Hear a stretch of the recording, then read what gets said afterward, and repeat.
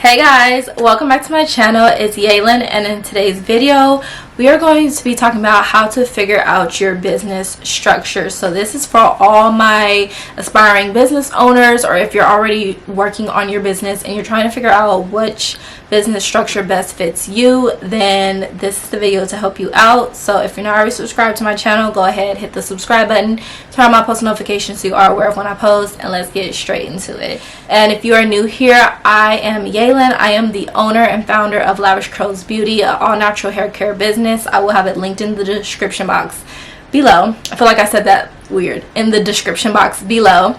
And I've been in business for almost 5 years now, and I do have a LLC. I was, prior to that, just a sole proprietor. So okay, so firstly, what is even a business structure? We're gonna break it down.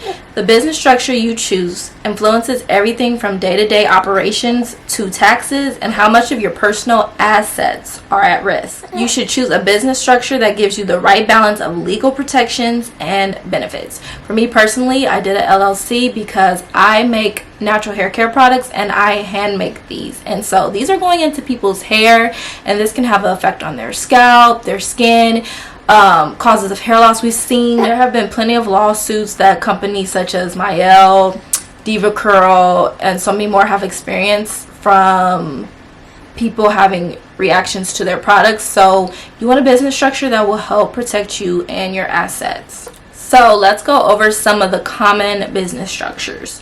So first we're going to go over sole proprietorship. This is what I started off as. A sole proprietorship is easy to form and it gives you complete control over your business.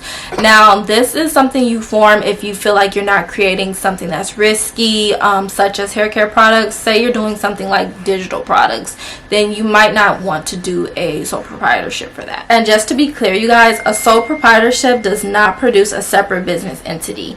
This means your business assets and liabilities are not separate from your personal assets and liabilities. You can be held personally liable for the debts and obligations of the business. Sole proprietors are still able to get a trade name. It can also be hard to raise money because you can't sell stock, and banks are hesitant to lend to sole proprietorships.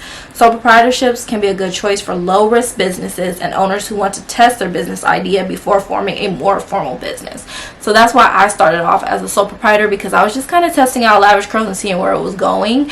And once I started really picking up more customers and clientele, and like I was having repeat customers, my business was expanding, I was like, okay, I feel like I should really move up to the next level of getting an LLC. Okay, if y'all see the top of my son's head, he was not trying to let mommy film. So the next business structure we are going to talk about is partnerships. So this is a business that consists of 2 or more people. Okay, so the liability of this is unlimited personal liability unless structured as a limited partnership. So with taxes, this is self-employment tax except for limited partners, and a personal tax, and it's the same thing that goes for a sole proprietorship. So partnerships, so you and somebody decide to go into business together, then great, you would create the business structure as partnerships. For me personally, I did not go into my business with anybody, and it is still just me. So that's why when I started off, I just did sole proprietorship. So if you're somebody that's just going into business by yourself, choose that structure. So the next business structure we are going to go over is limited liability companies, and this is a LLC, which I have. So a LLC can be 1 or more people. And what I like about the liability on this is the owner is not liable. So if something happens, nobody can come after my personal assets. And with this, with the taxes, it is once again self-employment tax and personal tax, or corporate tax this time. So basically, that's what I'm still going to keep my business at for right now. Also, limited liability, you do have the tax every year. So you do have a LLC tax that you have to pay, especially in the state of California. Once a year, it is $800 to pay this tax. So you do have to keep that in mind. And a lot of the times they do say that even if your business isn't making money, that you're supposed to pay this $800 tax. And I see a lot of people that have an LLC not operating business or making money from it that don't even pay their tax. So that's something to keep in mind. And then also now they have the BOA that you have to update. The next corporation we're going to talk about is a C Corp.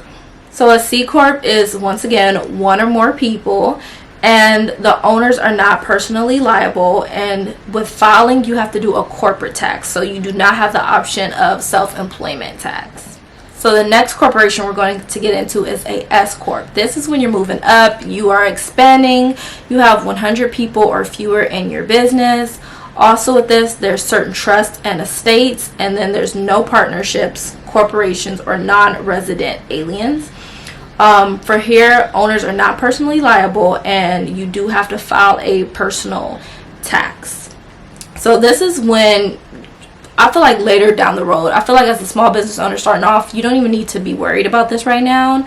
I feel like the main things you would want to be worried about is sole proprietorship, partnerships, and LLC. But after that, another business structure is going to be corporation benefit corporation. This is one or more people, the owners are not personally liable, and you do file a corporate tax.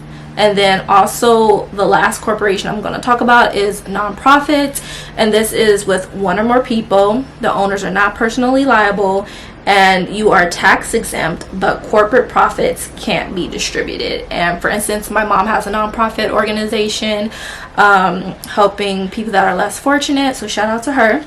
And so her corporation would be considered nonprofit.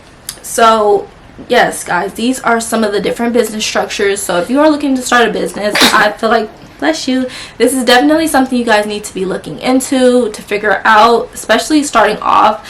I made this video because I was literally going through my photos in my phone and just like clearing out some space, and I saw the screenshot of this back in, like, when did I screenshot this?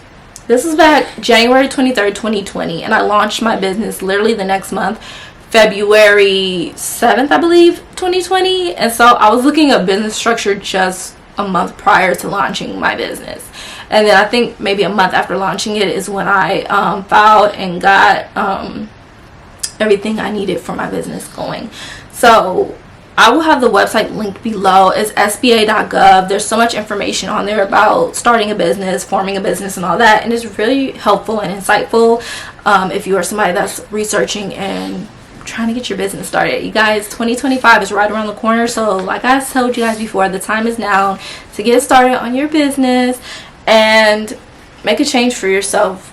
Just get started. It is the best thing you could do, just simply researching. So I hope this video was informative and helpful, and I will see you guys all in my next one. Bye, guys.